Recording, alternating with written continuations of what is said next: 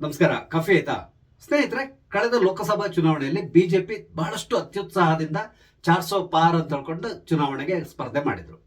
ಆದ್ರೆ ಏನಾಯ್ತು, ಇವ್ರು 400 ಪಾರ್ ಅಲ್ಲ 300 ಹತ್ರ ಕೂಡ ಇವ್ರಿಗೆ ಹೋಗ್ಲಿಕ್ಕೆ ಆಗ್ಲಿಲ್ಲ.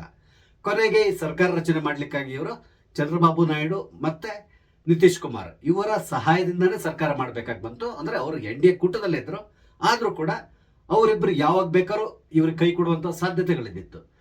ಕೊನೆಗೂ ಅವರ ಸಹಾಯದಿಂದಾನೇ ಸರ್ಕಾರ ಮಾಡಿದ್ರು. ಹಾಗಾಗಿ ಎಲ್ಲರೂ ಮಾತಾಡ್ಕೊಳ್ಳಿ ಶುರು ಮಾಡಿದ್ರೆ ಇದು ಊರುಗೋಲು ಸರ್ಕಾರ ಅಂತ ಹೇಳ್ಕೊಂಡು, ಯಾವ ಸಂದರ್ಭದಲ್ಲಿ ಕೂಡ ಬಿದ್ದು ಹೋಗಬಹುದು ಅಂತ ಹೇಳ್ಕೊಂಡು ಮಾತಾಡ್ತಾ ಇದ್ರು. ಅದೇ ರೀತಿಯಲ್ಲಿ ಇನ್ನೊಂದು ಮಾತಾಡ್ಲಿ ಶುರು ಮಾಡಿದ್ರು. ಈ ಬಾರಿ ನರೇಂದ್ರ ಮೋದಿಗೆ ಕಳೆದ ಬಾರಿ ಎಲ್ಲ ಕೆಲವೊಂದು ನಿರ್ಧಾರಗಳನ್ನು ತಗೊಳ್ಳುವಾಗ ಹಿಂದೆ ಮುಂದೆ ನೋಡದೆ ನಿರ್ಧಾರ ತಗೊಳ್ತಾ ಇದ್ರು, ಯಾಕಂದ್ರೆ ಅವ್ರಿಗೆ ಬಹುಮತ ಇತ್ತು. ಆದ್ರೆ ಈ ಬಾರಿ ಆತರ ಮಾಡ್ಲಿಕ್ಕಾಗಲ್ಲ. ಖಂಡಿತವಾಗಿ ಇದು ಏನಿದ್ರು ಇವರಿಬ್ಬರ ಕೃಪಾ ಕಟಾಕ್ಷದಿಂದನೇ ಸರ್ಕಾರ ನಡಿಬೇಕಾಗ್ತದೆ. ಹಾಗಾಗಿ ಮೋದಿ ತುಂಬಾ ಮೆತ್ತಗಾಗಿರ್ತಾರೆ ಈ ಬಾರಿ ಅಂತ ಕೊಂಡು ಮಾತಾಡ್ತಾ ಇದ್ರು. ಸರ್ಕಾರ ರಚನೆ ಆದ್ಮೇಲೆ ನರೇಂದ್ರ ಮೋದಿ ಇವರೆಲ್ಲರ ಈ ಎಲ್ಲ ಮಾತಿಗೆ ವಿರುದ್ಧವಾಗಿ ಕಳೆದ ಬಾರಿಗಿಂತಲೂ ಸ್ವಲ್ಪ ಆಕ್ರಮಣಕಾರಿಯಾಗಿ ಸರ್ಕಾರವನ್ನು ನಡೆಸ್ತಾ ಇದ್ದಾರೆ. ಅಂದ್ರೆ ಕೆಲವೊಂದು ನಿರ್ಧಾರ ತಗೊಳ್ಳುವಾಗ ತುಂಬಾ ಆಕ್ರಮಣಕಾರಿಯಾಗಿದ್ದಾರೆ.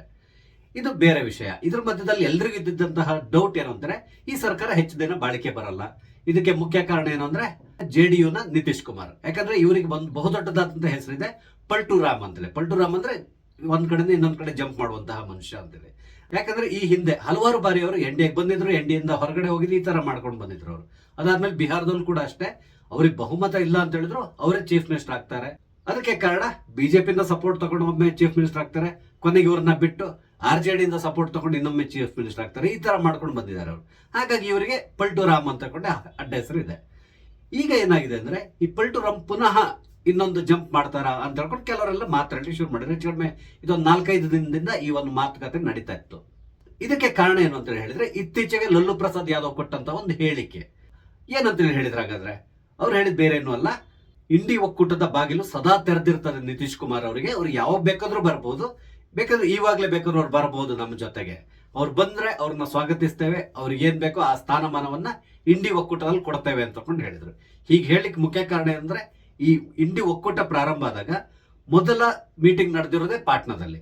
ನಿತೀಶ್ ಕುಮಾರ್ ಅವರೇ ಇದರ ನೇತೃತ್ವವನ್ನು ವಹಿಸಬೇಕು ಅಂತ ತುಂಬಾ ಉತ್ಸುಕತೆಯಿಂದ ಇದ್ರು. ಆದ್ರೆ ಅದಕ್ಕೆ ಗೊತ್ತಲ್ಲ, ಕಾಂಗ್ರೆಸ್ ಬಿಟ್ಟಿಲ್ಲ. ಆ ಮುಖಾಂತರ ಕೊನೆಗೆ ಏನಾಯ್ತು, ಒಂದೆರಡು ಮೀಟಿಂಗ್ ಆಗುವಾಗ್ಲೇ ನಿತೀಶ್ ಕುಮಾರ್ ಇದರಿಂದ ಹೊರ ನಡೆದ್ರು. ಕೊನೆಗೆ NDA ಸೇರ್ಕೊಂಡ್ರು. ಅಂದ್ರೆ ಮೋದಿ ಅವರಿಗೆ ಸಪೋರ್ಟ್ ಆಗಿ ನಿಂತರು. ಮುಂದೆ ಚುನಾವಣೆ ಆಯ್ತು, ಎಲ್ಲ ಆಗಿದೆ ನಿಮ್ಗೆ ಗೊತ್ತು. ಆ ಸಂದರ್ಭದಲ್ಲಿ ಏನಾಯ್ತು, ಇಂಡಿ ಒಕ್ಕೂಟದವರು ಹೋದ್ರು ಹೋಗ್ಲಿ, ಇದರಿಂದ ಏನು ನಮ್ಗೆ ಸಮಸ್ಯೆ ಆಗಲ್ಲ ಅಂತ ತಿಳ್ಕೊಂಡ್ರು. ಚುನಾವಣೆ ಆಯ್ತು. ಚುನಾವಣೆಯಲ್ಲಿ 12 ಸ್ಥಾನಗಳಲ್ಲಿ JDU ಜಯಗಳಿಸ್ತು. ಕೊನೆಗೆ ಸರ್ಕಾರ ಕೂಡ ರಚನೆ ಆಯ್ತು. ಎಲ್ಲೋದು ನಿಮ್ಗೆ ಗೊತ್ತಿರುವಂತಹ ವಿಷಯ. ಈಗ ಏನಾಗಿದೆ ಅಂದ್ರೆ, ಈ ಲಲ್ಲು ಪ್ರಸಾದ್ ಈ ರೀತಿ ಹೇಳೋದ್ರಿಂದ ಕೆಲವರು ಮಾತಾಡ್ಲಿಕ್ಕೆ ಶುರು ಮಾಡಿದ್ದಾರೆ. ಅಂದ್ರೆ ಪುನಃ ಪಲ್ಟುರಾಮ್ ನಿತೀಶ್ ಕುಮಾರ್ NDA-ಯಿಂದ ಹೊರ ನಡೀತಾರೆ, ಆ ಮುಖಾಂತರ ಇಲ್ಲಿ ಸರ್ಕಾರ ಬೀಳ್ಲಿಕ್ಕೆ ಸಾಧ್ಯತೆಗಳಿದೆ ಅಂತ ಮಾತಾಡ್ತಾ ಇದ್ರು. ಇದಕ್ಕೆ ಮುಖ್ಯ ಕಾರಣ ಏನು ಅಂತ ಹೇಳಿದ್ರೆ, ಬಿಹಾರದಲ್ಲಿ ಈ ವರ್ಷ ನವೆಂಬರ್ ಅಥವಾ ಡಿಸೆಂಬರ್ನಲ್ಲಿ ವಿಧಾನಸಭಾ ಚುನಾವಣೆ ನಡೀತದೆ. ಹಾಗಾಗಿ ಈ ವಿಧಾನಸಭಾ ಚುನಾವಣೆ ಸಂದರ್ಭದಲ್ಲಿ ಎಲ್ಲಿಯಾದ್ರೂ RJD ಜೊತೆಗೆ JDU ಸೇರ್ಕೊಂಡು ಚುನಾವಣೆಯನ್ನ ನಡೆಸಿದ್ರೆ, ಅದು ಚುನಾವಣೆಯಲ್ಲಿ ಕಂಟೆಸ್ಟ್ ಮಾಡಿದ್ರೆ, ಆಗ ಸರ್ಕಾರ ರಚನೆ ಮಾಡ್ಲಿಕ್ಕೆ ಸುಲಭ ಆಗ್ತದೆ ಅನ್ನೋದು ಲಲ್ಲು ಅವರ ಯೋಚನೆ. ಇದಕ್ಕೆ ಮುಖ್ಯ ಕಾರಣ ಲಲ್ಲು ಮೇಲಿರುವಂತಹ ಹಲವಾರು ಕೇಸ್ಗಳು ಯಾವ ಸಂದರ್ಭದಲ್ಲಿ ಬೇಕಾದ್ರೂ ಪುನಃ ಜೈಲು ಪಾಲಾಗುವ ಸಾಧ್ಯತೆಗಳಿದೆ. ಈಗ ಏನಾಗಿದೆ ಅಂದ್ರೆ, ಲ್ಯಾಂಡ್ ಫಾರ್ ಜಾಬ್ ಸ್ಕ್ಯಾಮ್ ನಲ್ಲಿ ಲಲ್ಲು ಪ್ರಸಾದ್ ಸಂಪೂರ್ಣ ಕುಟುಂಬವೇ ಇನ್ವಾಲ್ವ್ ಆಗಿದೆ. ಇವರಿಗೆ ಸದ್ಯಕ್ಕೆ ಈಗ ಬೇಲ್ನಲ್ಲಿ ಹೊರಗಡೆ ಇದ್ದಾರೆ. ಅದೇ ರೀತಿಯಲ್ಲಿ ಕೋರ್ಟ್ ಇಂದ ತಡೆಯಾಜ್ಞೆ ಇದೆ ಇವರ ವಿರುದ್ಧ ಎನ್ಕ್ವೈರಿಗೆ. ಆದ್ರಿಂದ ಇವರು ಸದ್ಯಕ್ಕೀಗ ಸೇಫ್ ಆಗಿದ್ದಾರೆ. ಆದ್ರೆ ಈ ತಡೆಯಾಜ್ಞೆ ಯಾವುದೇ ಸಂದರ್ಭದಲ್ಲಿ ವೆಕೆಟ್ ಆಗುವಂತ ಚಾನ್ಸಸ್ ಇರ್ತದೆ. ಆ ತರ ಆದ್ರೆ ಪುನಃ Lallu Prasad and team jail ಬರ್ತದೆ. ಅಂದ್ರೆ ಅವರ ಸಂಪೂರ್ಣ ಫ್ಯಾಮಿಲಿ ಜೈಲಿಗೆ ಹೋಗುವಂತ ಸಾಧ್ಯತೆಗಳಿದೆ. ಇದನ್ನ ಮನಗಂಡಂತಹ ಲಲ್ಲು ಪ್ರಸಾದ್ ಯಾದವ್ ಈ ಚುನಾವಣೆಯಲ್ಲಿ ಏನಾದ್ರು ನಾವು ಗೆದ್ರೆ ಈ ಎಲ್ಲ ಸಮಸ್ಯೆಗಳಿಂದ ನಾವು ಪಾರಾಗಬಹುದು ಅನ್ನೋ ಒಂದು ಪ್ಲಾನ್ ಮಾಡ್ತಾ ಇದ್ದಾರೆ. ಯಾಕಂದ್ರೆ ಮುಂದಿನ ಚುನಾವಣೆಯಲ್ಲಿ ಲಲ್ಲು ಪ್ರಸಾದ್ ಯಾದವ್ ಅವರಿಗೆ ಅಂತಹ ಚಾನ್ಸಸ್ ಇಲ್ಲ ಅಂತಲೇ ಹೇಳ್ಬಹುದು. ಯಾಕಂದ್ರೆ ಈಗಾಗಲೇ ಅವರ ಮಗ, ಆತನ ಯೋಗ್ಯತೆ ಅನ್ನೋದು ಎಲ್ಲರಿಗೂ ಗೊತ್ತಿದೆ, ಅಂದ್ರೆ ತೇಜಸ್ವಿ ಯಾದವ್ದು. ಅದೇ ರೀತಿಯಲ್ಲಿ ಅಲ್ಲಿ ಅವ್ರು ಮಾಡ್ಕೊಂಡಿರುವಂತಹ ಹಗರಣಗಳು ಇದೆಲ್ಲದೂ ಕೂಡ ಜನರಿಗೀಗ ತುಂಬಾ ಚೆನ್ನಾಗಿ ಗೊತ್ತಾಗಿದೆ. ಮತ್ತೆ ಮೊದ್ಲಿನ ತರ ಬಿಹಾರ ಈಗ ಇಲ್ಲ, ಬಹಳಷ್ಟು ಬದಲಾವಣೆಗಳಾಗಿದೆ. ಆದ್ರಿಂದ ಲಲ್ಲು ಪ್ರಸಾದ್ ಯಾದವ್ ಅವರಿಗೆ ಇದು ತುಂಬಾ ಚೆನ್ನಾಗಿ ಗೊತ್ತು. ಹಾಗಾಗಿ ಏನಾದ್ರೂ ಮಾಡಿ ನಿತೀಶ್ ಕುಮಾರ್ನ ಮನವೊಲಿಸ್ಕೊಂಡ್ರೆ ನಾವು ಸರ್ಕಾರ ರಚನೆ ಮಾಡಬಹುದು, ಆವಾಗ ನಮ್ಗೆ ಸದ್ಯಕ್ಕೆ ಒಂದು ರೀತಿ ರಿಲ್ಯಾಕ್ಸ್ ಸಿಗುತ್ತೆ ಅಂತ ತಿಳ್ಕೊಂಡಿದ್ದಾರೆ. ಆದ್ರೆ ಇದಕ್ಕೆ ಇಲ್ಲಿವರೆಗೂ ಕೂಡ ನಿತೀಶ್ ಕುಮಾರ್ ಯಾವುದೇ ರೀತಿಯಲ್ಲಿ ಧನಾತ್ಮಕವಾಗಿ ಅವರಿಗೆ ಉತ್ತರ ಕೊಡ್ಲಿಕ್ಕೆ ಹೋಗಿಲ್ಲ. ಅಂದ್ರೆ ಅವ್ರು ಬರ್ತಾರಾ ಇಲ್ವಾ ಅನ್ನೋದ್ರ ಬಗ್ಗೆ, ಇಲ್ಲ ನಾನು ಹೋಗಲ್ಲ ಅಂತೇಳಿ ಹೇಳಿಲ್ಲ, ಹೋಗ್ತೇನೆ ಅಂತೇಳಿ ಕೂಡ ಹೇಳಿಲ್ಲ. ಜಸ್ಟ್ ನಕ್ಕು ಸುಮ್ಮನಾಗಿದ್ದಾರೆ. ಇದು ಕೂಡ ಕೆಲವರಿಗೆ ಅಂದ್ರೆ ಇವರು ಕಡಖಂಡಿತವಾಗಿ ಹೇಳಿಲ್ವಲ್ಲ ಹೋಗ್ತೇನೆ ಅಥವಾ ಹೋಗಲ್ಲ ಅಂತೇಳಿ. ಹಾಗಾಗಿ ಕೆಲವರು ಮಾತಾಡ್ತಾ ಇದ್ದಾರೆ ಇಲ್ಲ ಅವ್ರು ಹೋಗೋ ಸಾಧ್ಯತೆಗಳಿದೆ ಅಂತೇಳಿ. ಆದ್ರೆ ಇಲ್ಲಿರುವಂತ ಸಮಸ್ಯೆ ಏನಂದ್ರೆ, ನಿತೀಶ್ ಕುಮಾರ್ಗೂ ಚೆನ್ನಾಗಿ ಗೊತ್ತಿದೆ ಒಂದ್ ವೇಳೆ ಇವರು NDA ಹೊರಗಡೆ ಹೋದ್ರೆ ರಾಜಕೀಯವಾಗಿ ಅವ್ರಿಗೆ ಬಹಳಷ್ಟು ಹಿನ್ನಡೆ ಉಂಟಾಗ್ತದೆ. ಯಾಕಂದ್ರೆ ಈಗ NDAದಲ್ಲಿ ಅವ್ರದ್ದು ಇರೋದು 12 ಸ್ಥಾನಗಳು ಮಾತ್ರ. ಈ 12 ಸ್ಥಾನಗಳನ್ನ ಕಳ್ಕೊಳ್ಳೋದ್ರಿಂದ NDAಗೆ ಯಾವುದೇ ಸಮಸ್ಯೆ ಆಗಲ್ಲ. ಯಾಕಂದ್ರೆ ಇವರು ಬೇರೆ ಏನಾದ್ರು ಇವರ ಸ್ಥಾನಗಳಿಗೆ ಬೇರೆ ಯಾರನ್ನಾದ್ರು ತಗೊಂಡ್ ಬರ್ತಾರೆ ಅವರು, ಆ ಕೆಪಾಸಿಟಿ NDAಗಿದೆ, ಅಂದ್ರೆ ಬಿಜೆಪಿಗಿದೆ, ತುಂಬಾ ಚೆನ್ನಾಗಿ ಗೊತ್ತಿದೆ. ಆದ್ರಿಂದ ನಿತೀಶ್ ಕುಮಾರ್ ಈ ರೀತಿಯಾದಂತಹ ದುಸ್ಸಾಹಸ ಮಾಡ್ಲಿಕ್ಕಿಲ್ಲ. ಇನ್ನೊಂದೇನು ಅಂತ ಹೇಳಿದ್ರೆ, ಬಿಹಾರದಲ್ಲೂ ಕೂಡ ಅಷ್ಟೇ ಬಿಜೆಪಿ ಸ್ವಲ್ಪ ಪ್ರಬಲವಾಗ್ತಾ ಇದೆ ಈಗ ಅಲ್ಲಿ. ಅಂದ್ರೆ ಮೊದಲಷ್ಟೊಂದು ಪ್ರಬಲವಾಗಿರ್ಲಿಲ್ಲ, ಆದ್ರೆ ಈಗ ಸ್ವಲ್ಪ ಪ್ರಬಲವಾಗ್ತಾ ಇದೆ. ಆದ್ರೆ ಅಲ್ಲಿರುವಂತಹ ಸಮಸ್ಯೆ ಏನಂದ್ರೆ ಇವರಲ್ಲಿ ಸರಿಯಾದಂತಹ ಒಬ್ಬ ನಾಯಕ ಇಲ್ಲ. ಈಗ ಕರ್ನಾಟಕದಲ್ಲಿ ಯಾವ ಪರಿಸ್ಥಿತಿ ಇದೆ ಅದೇ ಪರಿಸ್ಥಿತಿ ಬಿಹಾರ್ನಲ್ಲಿದೆ. ಇದು ಕರ್ನಾಟಕದ ಸಮಸ್ಯೆ ಇದೆ, ಬಿಹಾರದಲ್ಲೂ ಕೂಡ ಇದೇ ರೀತಿಯಾದಂತಹ ಸಮಸ್ಯೆ ಇದೆ. ಆದ್ರಿಂದ ಬಿಜೆಪಿ ಕೂಡ ಸದ್ಯಕ್ಕೆ ನಿತೀಶ್ ಕುಮಾರ್ ಅವ್ರನ್ನ ಡಿಪೆಂಡ್ ಆಗ್ಬೇಕಾಗಿ ಬಂದಿದೆ.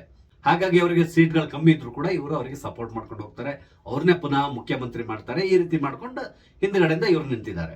ಇದು ಸದ್ಯದ ಪರಿಸ್ಥಿತಿ ಬಿಹಾರದಲ್ಲಿ. ಹಾಗಾಗಿ ಈಗ ಊಹಾಪೋಹಗಳಲ್ಲಿ ಇದೆಯಲ್ಲ, ಅಂದ್ರೆ ಲಲ್ಲು ಪ್ರಸಾದ್ ಯಾದವ್ ಏನೋ ಒಂದು ಕಲ್ಲು ಹೊಡೆದು ನೋಡಿದ್ದಾರೆ, ಏನಾದ್ರು ಮಾವಿನಕಾಯಿ ಉದುರ್ತದ ಅಂತಕೊಂಡು ನೋಡಿದ್ದಾರೆ. ಆದ್ರೆ ಸದ್ಯಕ್ಕೆ ಮಾವಿನಕಾಯಿ ಉದುರುವಂತ ಸಾಧ್ಯತೆಗಳು ಇಲ್ಲ ಅನಿಸ್ತದೆ. ಒಂದ್ ವೇಳೆ ಎಲ್ಲಿಯಾದ್ರೂ ಲಲ್ಲು ಪ್ರಸಾದ್ ಅವರ ಮಾತಿಗೆ ಬೆಲೆ ಕೊಟ್ಟು ನಿತೀಶ್ ಕುಮಾರ್ ಪುನಃ ಲಲ್ಲು ತಕ್ಕೆ ಸೇರ್ಕೊಂಡ್ರೆ ಅಥವಾ ಇಂಡಿ ತಕ್ಕೆ ಸೇರ್ಕೊಂಡ್ರೆ ಇಂಡಿಯವರು ಇಲ್ಲಿ ಸರ್ಕಾರವನ್ನ ಬೀಳಿಸ್ಲಿಕ್ಕೆ ಪ್ರಯತ್ನ ಪಡ್ಬೋದು, ಅಂದ್ರೆ ಸೆಂಟ್ರಲ್ ನಲ್ಲಿ. ಆದ್ರೆ ಅದು ಸಾಧ್ಯ ಇಲ್ಲದಂತಹ ಕೆಲಸ. ಇಂಡಿ ಒಕ್ಕೂಟ ತುಂಬಾ ಆಸೆಗಳಿಂದ ನಿತೀಶ್ ಕುಮಾರ್ ಅವ್ರ ಕಡೆಗೆ ನೋಡ್ತಾ ಇದೆ. ಆದ್ರೆ ನಿತೀಶ್ ಕುಮಾರ್ ಸದ್ಯಕ್ಕಂತೂ ಯಾವುದೇ ರೀತಿಯಾದಂತಹ ನಿರ್ಧಾರ, ಅಂದ್ರೆ ಇವರು ಎಕ್ಸ್ಪೆಕ್ಟ್ ಮಾಡ್ತಾ ಇರುವಂತಹ ನಿರ್ಧಾರವನ್ನ ಅವ್ರು ತಗೊಳ್ಳುವಂತಹ ಸಾಧ್ಯತೆಗಳು ತುಂಬಾ ಕಮ್ಮಿ ಇದೆ. ಹಾಗಾಗಿ ಸದ್ಯಕ್ಕಂತೂ NDA ಕೂಡ ಸೇಫ್ ಆಗಿರುತ್ತೆ. ಅದೇ ರೀತಿಯಲ್ಲಿ ನಿತೀಶ್ ಕುಮಾರ್ ತಮ್ಮ ಹೆಸರಿಗೆ ತಕ್ಕಂತೆ, ಅಂದ್ರೆ ಪಲ್ಟುರಾಮ್ ಅಂತ ಹೇಳ್ಕೊಂಡು ಏನು ಹೆಸರು ತಗೊಂಡಿದ್ದಾರೆ, ಆ ಹೆಸರಿಗೆ ವಿರುದ್ಧವಾಗಿ ಈ ಬಾರಿ ನಡ್ಕೋಬಹುದು ಅನಿಸ್ತದೆ. ಯಾವುದಕ್ಕೂ ನಾವು ಸ್ವಲ್ಪ ದಿನ ಕಾದ್ ನೋಡಿದ್ರೆ ಎಲ್ಲದೂ ನಿಚ್ಚಳವಾಗ್ತದೆ. ಸ್ನೇಹಿತರೆ, ನಾನು ಹಂಚ್ಕೊಂಡಂತ ವಿಷಯ ನಿಮ್ಗೆ ಇಷ್ಟ ಆದ್ರೆ ದಯವಿಟ್ಟು ಲೈಕ್ ಮಾಡಿ, ಶೇರ್ ಮಾಡಿ, ಹಾಗೆ ದಯವಿಟ್ಟು ನಮ್ಮ ಚಾನಲ್ ಸಬ್ಸ್ಕ್ರೈಬ್ ಮಾಡಿ, ನಂಗೆ ಸಪೋರ್ಟ್ ಮಾಡಿ. ನಮಸ್ತೆ, ಜೈ ಹಿಂದ್.